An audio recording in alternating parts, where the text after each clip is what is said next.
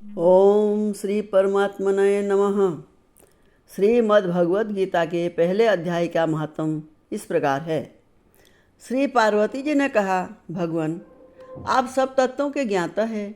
आपकी कृपा से मुझे श्री विष्णु संबंधी नाना प्रकार के धर्म सुनने को मिले जो समस्त लोक का उद्धार करने वाले हैं। देवेश, अब मैं गीता के महात्म्य सुनना चाहती हूँ, जिसका श्रवण करने से श्री हरि में भक्ति बढ़ती है। श्री महादेव जी बोले, जिनका शिव विग्रह अलसी के फूल की भांति श्याम वर्ण का है, पक्षीराज गरुड़ ही जिनके वाहन हैं, जो अपनी महिमा से कभी च्युत नहीं होते तथा शेषनाग की सैया पर शयन करते हैं, उन भगवान श्री विष्णु की हम उपासना करते हैं। एक समय की बात है, मूर्दैत्य के नामक भगवान विष्णु शेषनाग के रमणीय आसन पर सुखपूर्वक विराजमान थे।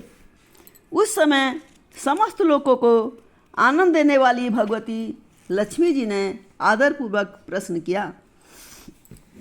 श्री लक्ष्मी जी ने पूछा, भगवान आप संपूर्ण जगत का पालन करते हुए भी अपने ऐश्वर्य के प्रति उदासीन से होकर जो इस प्रकार क्षीर सागर में नींद ले रहे हैं, इसका क्या कारण है?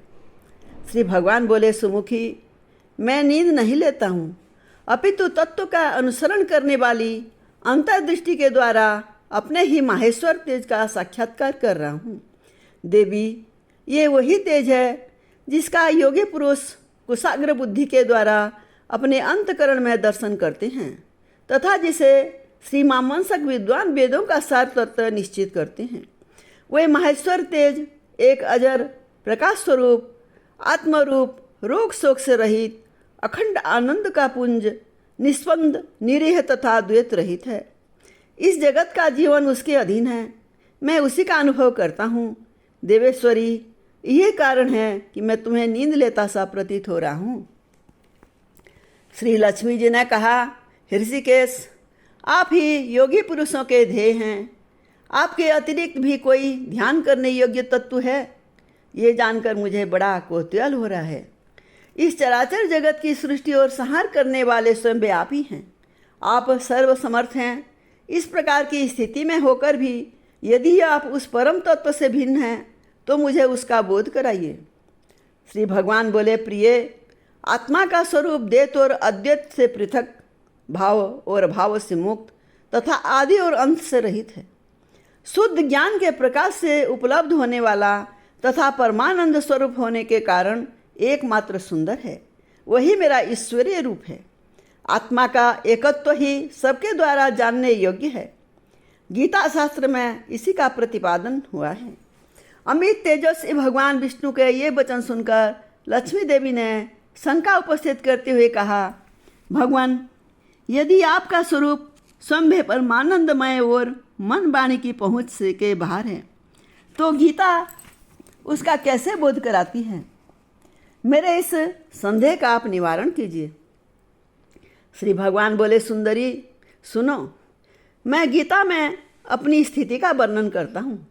क्रमशः 5 अध्यायों को तुम 5 मुख जानो, 10 अध्यायों को 10 भुजाएं समझो तथा 1 अध्याय को उदर और 2 अध्यायों को दोनों चरण कमल जानो।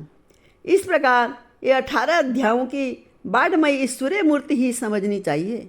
ये ज्ञान मात्र से ही महान पातकों का नाश करने वाली है। जो उत्तम बुद्धि वाला पुरुष गीता के 1 या आधे अध्याय का अथवा 1 आधे या चौथाई श्लोक का भी प्रतिदिन अभ्यास करता है, वह सुशर्मा के समान मुक्त हो जाता है। श्री लक्ष्मी जी ने पूछा, देव सुशर्मा कौन था, किस जाति का था और किस कारण से उसकी मुक्ति हुई? श्री भगवान बोले, प्रिय, सुशर्मा बड़ी खोटी बुद्धि का मनुष्य था। पापियों का तो वह शिरोमणि ही था। उसका जन्म वैदिक ज्ञान से शून्य एवं क्रूरतापूर्ण कर्म करने वाले ब्राह्मणों के कुल में हुआ था। वह न ध्यान करता था, न जप, न होम करता था, न अतिथियों का सत्कार। वह लंपट होने के कारण सदा विषयों के सेवन में ही आसक्त रहता था। हल जोतकर और पत्ते बेचकर जीविका चलाता था। उसे मदिरा पीने का व्यसन था तथा वह मांस भी खाया करता था। इस प्रकार उसने अपने जीवन का दीर्घकाल व्यतीत कर दिया। एक दिन मूढ़ बुद्धि सुशर्मा पत्ते लाने के लिए किसी ऋषि की वाटिका में घूम रहा था। इसी बीच में काल रूपधारी काले सांप ने उसे डस लिया। सुशर्मा की मृत्यु हो गई। तदनंतर वह अनेक नरकों में जा वहाँ की यातनाएं भोग कर मृतलोक में लौट आया और वहाँ बोझ ढोने वाला बैल हुआ। उस समय किसी पंगु ने अपने जीवन को आराम से व्यतीत करने के लिए उसे खरीद लिया। बैल ने अपनी पीठ पर पंगु का भार ढोते हुए बड़े कष्ट से 7-8 साल बिताए।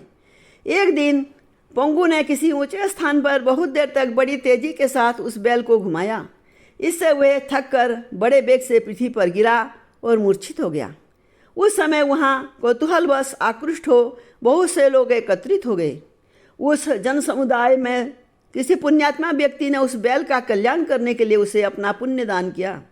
तत्पश्चात कुछ दूसरे लोगों ने भी अपने अपने पुण्यों को याद करके उन्हें उसके लिए दान किया। उस भीड़ में एक वेश्या भी खड़ी थी।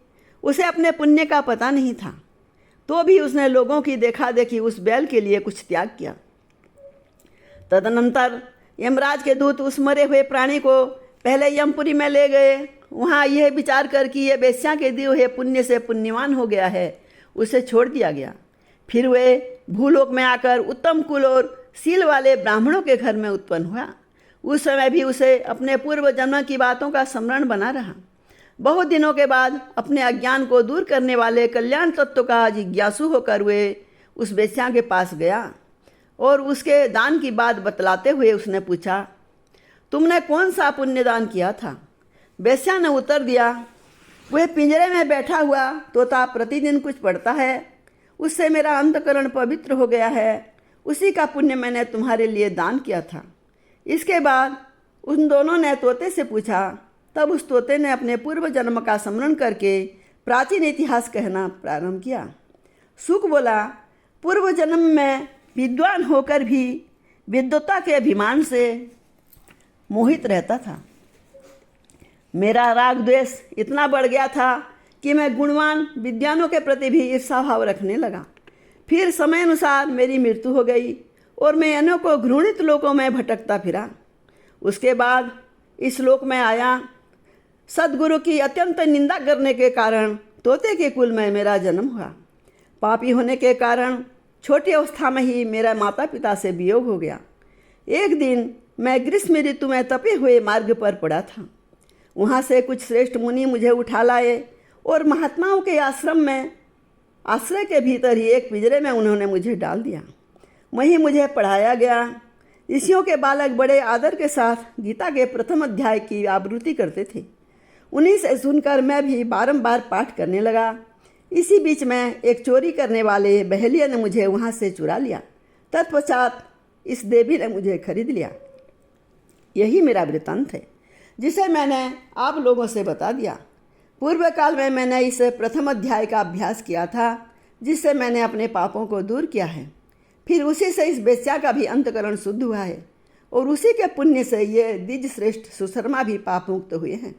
इस प्रकार परस्पर वार्तालाप और गीता के प्रथम अध्याय के महात्म्य की प्रशंसा करके वे तीनों निरंतर अपने अपने घर पर गीता का अभ्यास करने लगे। फिर ज्ञान प्राप्त करके वे मुक्त हो गए। इसीलिए जो गीता के प्रथम अध्याय को पढ़ता, सुनता तथा अभ्यास करता है, उसे इस भवसागर को पार करने में